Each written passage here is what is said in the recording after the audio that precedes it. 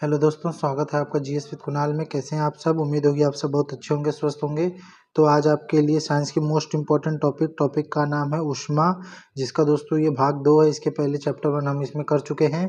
तो भाग 2 में हम 55 महत्वपूर्ण प्रश्न पढ़ेंगे, जो कि आपके एग्जाम ओरिएंटेड बहुत इंपॉर्टेंट होगा।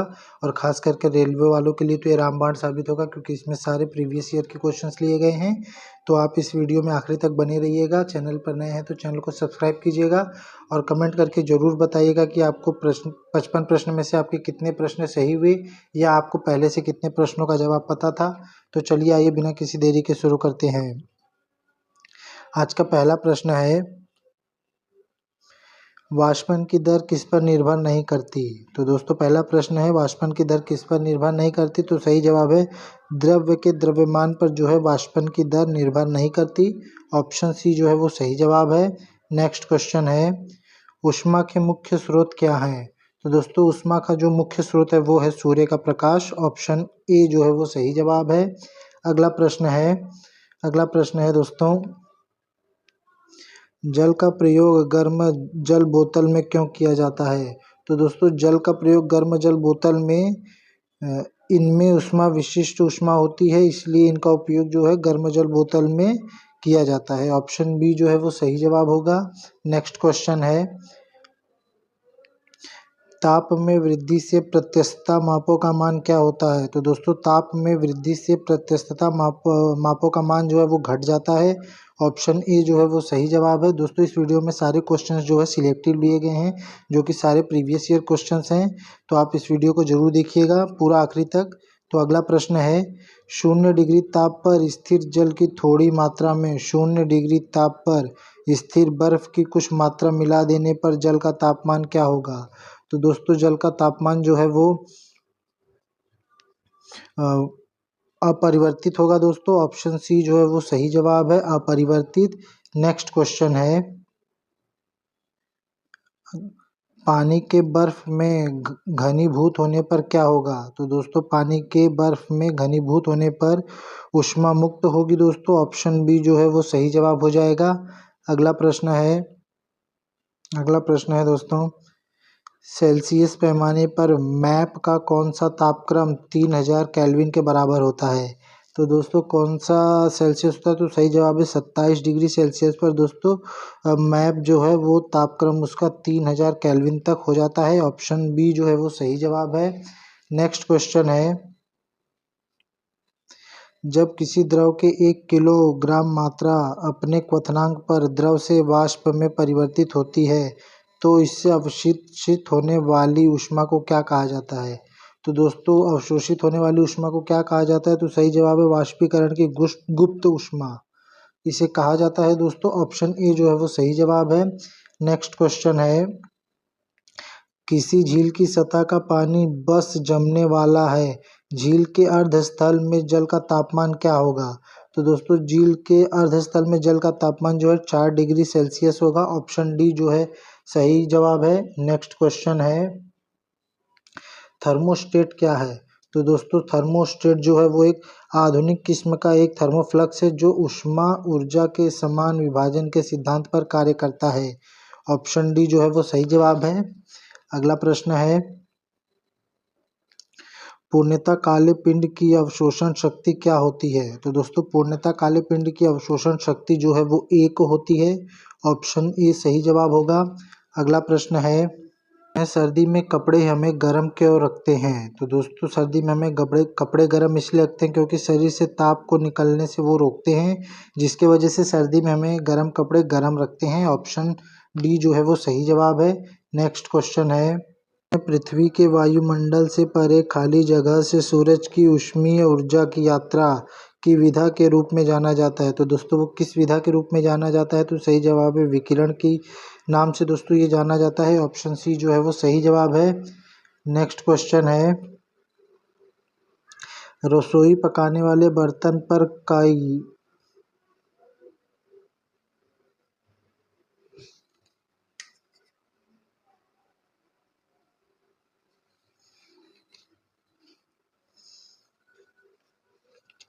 नेक्स्ट क्वेश्चन है, रसोई पकाने वाले बर्तन पर काली कोटिंग क्यों की जाती है।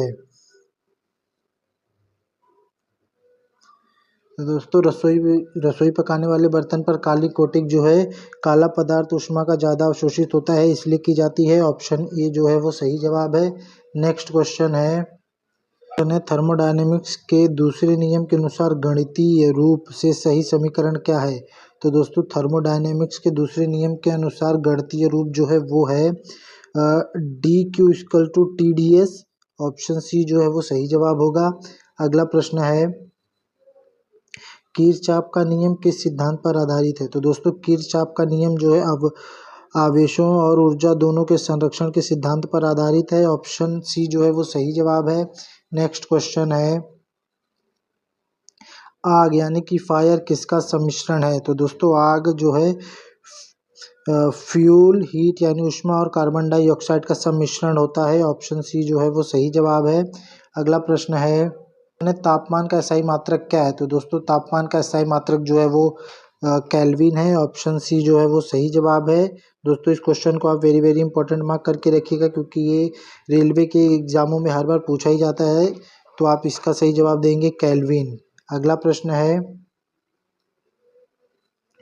तापमान को किसी विशिष्ट डिग्री में व्यवस्थित रखने के लिए प्रयुक्त होने वाले उपकरण को क्या कहा जाता है।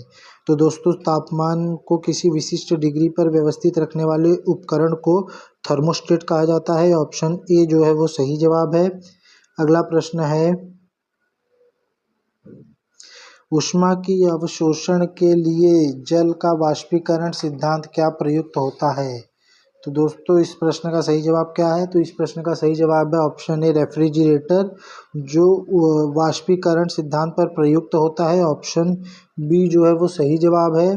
अगला प्रश्न है सूरज की ऊर्जा का स्रोत क्या है। तो दोस्तों सूरज की ऊर्जा का स्रोत जो है वो नाभिकीय संलयन अभिक्रिया है। ऑप्शन ए जो है वो सही जवाब होगा। अगला प्रश्न देखते हैं। अगला प्रश्न है किसी पदार्थ के 1 किलोग्राम द्रव्यमान का तापमान 1 डिग्री सेल्सियस बढ़ाने के लिए आवश्यक ऊष्मा को क्या कहा जाता है। तो दोस्तों आवश्यक ऊष्मा को जो है विशिष्ट ऊष्मा कहा जाता है। ऑप्शन ए जो है वो सही जवाब होगा। नेक्स्ट क्वेश्चन है बर्फ की सिल्ली पर तार का फंदा लगाकर फंदे से भारी भार लटका देने पर तार बर्फ की सिल्ली को आर पार बिना काटे हुए निकल जाती है ऐसा क्यों होता है। तो ऐसा इसलिए होता है क्योंकि भार के दाब से गलनांक घट जाता है जिसके वजह से तार जो है वो बर्फ को बिना काटे हुए आर पार निकल जाती है। ऑप्शन ए जो है वो सही जवाब है। अगला प्रश्न है निम्नलिखित में से किसका इंजन न्यूटन के तृतीय नियम पर आधारित है। तो दोस्तों रॉकेट का इंजन जो है वो न्यूटन के तृतीय नियम पर आधारित है। तो दोस्तों न्यूटन का तृतीय नियम जो है वो है क्रिया प्रतिक्रिया बल। क्रिया प्रतिक्रिया बल। तो दोस्तों क्रिया प्रतिक्रिया बल का मतलब है कि अगर आप किसी वस्तु पर जिस फोर्स से ताकत लगाएंगे वो वस्तु आप पर भी उतनी ही फोर्स से ताकत लगाएगी। तो इसे क्रिया प्रतिक्रिया का बल कहते हैं जो कि न्यूटन के तीसरे नियम के अनुसार है जिससे रॉकेट जो है दोस्तों इंजन इस सिद्धांत पर काम करता है। तो ऑप्शन सी जो है वो सही जवाब है। अगला प्रश्न है प्रातःकाल की अपेक्षा दोपहर के समय ऊष्मा अधिक क्यों हो जाती है। तो दोस्तों दोपहर में जो है सूर्य की किरणें अधिक दूरी तय करके पृथ्वी पर आती हैं जिसके वजह से प्रातःकाल की अपेक्षा दोपहर में ऊष्मा अधिक महसूस होती है। तो ऑप्शन सी जो है वो सही जवाब होगा। अगला प्रश्न है निम्नलिखित में से कौन सा गैस शहरों में सड़कों और घरों में रोशनी तथा हीटिंग के लिए अधिकतम इस्तेमाल होता है। तो दोस्तों वो कौन सा गैस है। तो सही जवाब है ऑप्शन बी कोयला गैस जो कि शहरों में सड़कों पर और घरों में रोशनी तथा हीटिंग के लिए अधिकतर तौर पर इस्तेमाल होता है। तो सही जवाब है ऑप्शन बी कोयला गैस। अगला प्रश्न है ऊष्मा की SI मात्रक क्या है। तो दोस्तों इस प्रश्न का जवाब हम लोग में कमेंट बॉक्स में ज़रूर कमेंट करिएगा। ये आप लोगों के लिए होमवर्क है क्योंकि इस सवाल का जवाब जो है मेरे सभी भाइयों और बहनों को पता होगा। तो आप इस सवाल का जवाब कमेंट बॉक्स में ज़रूर कमेंट करिएगा। अगला प्रश्न देखते हैं ठोस पदार्थ का उपयोग कर थर्मामीटर क्यों नहीं बनाया जाता। तो दोस्तों ठोस पदार्थ का उपयोग कर थर्मामीटर इसलिए नहीं बनाया जाता क्योंकि प्रति डिग्री ताप परिवर्तन ठोस की लंबाई से बहुत ही कम परिवर्तित होता है जिसके वजह से ठोस पदार्थ से थर्मामीटर नहीं बनाया जाता। तो ऑप्शन बी जो है वो सही जवाब होगा। अगला प्रश्न है वाष्प के द्रवण यानी संघनन में क्या होता है? तो दोस्तों वाष्प के संघनन में जो है ऊष्मा का उत्सर्जन होता है। ऑप्शन बी जो है वो सही जवाब होगा। अगला प्रश्न है पेट्रोल इंजन की दी गई ऊष्मा को लगभग कितना प्रतिशत ऊर्जा यांत्रिक ऊर्जा में परिवर्तित करता है? तो दोस्तों कितना प्रतिशत करता है? तो सही जवाब है 25%। ऑप्शन बी जो है वो सही जवाब है। अगला प्रश्न है कौन सा कथन सही है? तो दोस्तों आपको पहचानना है कि ये चार जो स्टेटमेंट दी इसमें कौन सा जो स्टेटमेंट है वो सही है। तो पहला स्टेटमेंट है कार्य और ऊर्जा में कोई संबंध नहीं होता। तो दोस्तों ये गलत है। दूसरा है दोस्तों कार्य और ऊर्जा आपस में संबंधित होते हैं। तो दोस्तों ये जो है सही स्टेटमेंट है, कार्य ऊर्जा का जो है आपस में एक संबंध होता है। तो ऑप्शन बी जो है वो सही जवाब है। अगला प्रश्न है दाब बढ़ने से किसी द्रव का क्वथनांक पर क्या प्रभाव पड़ता है? तो दोस्तों दाब बढ़ने से किसी द्रव के क्वथनांक में जो है वो बढ़ोतरी होती है, यानी ऑप्शन बी बढ़ेगा, वो उसका क्वथनांक बढ़ जाएगा। ऑप्शन बी जो है वो सही जवाब है। अगला प्रश्न है निम्नलिखित में से किस इंजन की क्षमता अधिक होती है? तो दोस्तों डीजल इंजन की क्षमता जो है वो सर्वोच्च होती है, सबसे ज़्यादा होती है। ऑप्शन सी जो है वो सही जवाब है। अगला प्रश्न है किसी ठोस पदार्थ में एकांत द्रव को उसके गलनांक पर ठोस से द्रव में बदलने के लिए आवश्यक ऊष्मा को क्या कहा जाता है? तो दोस्तों आवश्यक ऊष्मा को जो है ठोस के गलन की गुप्त ऊष्मा कहा जाता है। ऑप्शन बी जो है सही जवाब।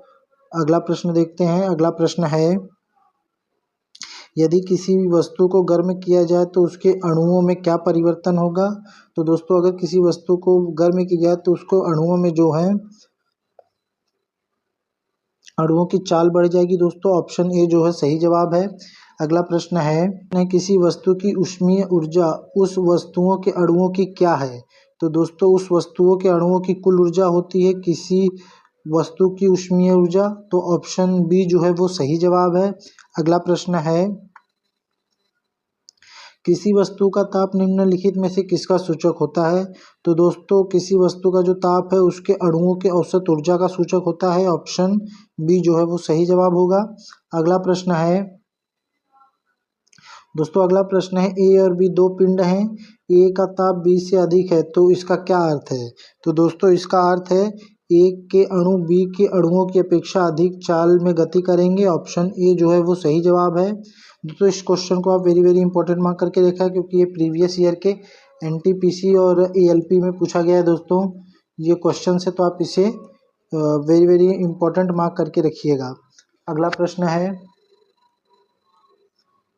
1 ग्राम जल के ताप को 1 डिग्री सेल्सियस तक बढ़ाने के लिए उसका जो परिणाम आवश्यक है वह क्या है? तो दोस्तों उसका जो परिणाम आवश्यक है वो है 1 कैलोरी। ऑप्शन ए जो है वो सही जवाब है। अगला प्रश्न है जूल की विशिष्ट ऊष्मा अन्य पदार्थों की विशिष्ट ऊष्मा से क्या होती है?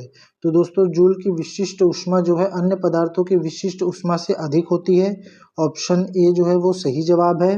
अगला प्रश्न है जिसकी ऊष्मा से ताप नहीं बदलता है उसे क्या कहते हैं? तो दोस्तों जिसकी ऊष्मा से ताप नहीं बदलता उसे गुप्त ऊष्मा कहा जाता है। ऑप्शन बी सही जवाब है। अगला प्रश्न है बर्फ एक अच्छा प्रशीतक क्यों है? तो दोस्तों बर्फ एक अच्छा प्रतिशक इसलिए है क्योंकि गलन की गुप्त ऊष्मा जो है बर्फ के गलन की गुप्त ऊष्मा जो है वो उच्च होती है। ऑप्शन ए जो है वो सही जवाब है। अगला प्रश्न है एक स्वस्थ मनुष्य का ताप क्या होता है? तो दोस्तों एक स्वस्थ मनुष्य का ताप जो है वो 37 डिग्री सेल्सियस होता है। ऑप्शन बी जो है वो सही जवाब है।